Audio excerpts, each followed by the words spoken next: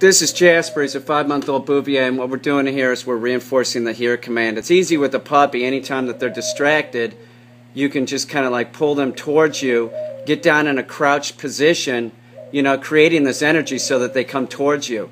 As the dog turns its head, that's when pressure would be lifted. Like say if you were using an e-collar with an older dog, as soon as the dog turns its head, that's the point when pressure would be lifted. So no e-collar on this dog. This is a young dog, and you know, usually with puppies you don't need an e-collar at this point. There is no age to put on an e-collar, by the way. It's how the dog knows the command. If the dog knows the command, you could use an e-collar. But with this dog, all we're using is a long check cord. This is a leather lead, actually. It's a 15-footer. And you can do this in your backyard. When the dog isn't paying attention, call the dog to you. If the dog, you know, is ignoring you, kind of direct him with the lead to you and make sure that the dog starts coming to you, and reward the dog heavily when he gets to you.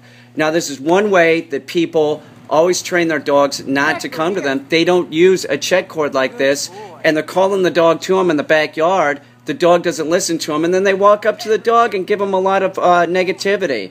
You know, where the fuck you been, dog? You didn't hear me? Jasper, here. No, it's a dog. It has to be trained. So put the check cord on the dog in the backyard and start training the dog to come to you. This is the only way they learn to do this. Okay? You have to use a leash. You have to use a leash, and you have to start conditioning the dog to come to you. You know, the puppy's just going to ignore you if you call it in the. That's why we have them drag check cords and leashes. This guy's picking this up.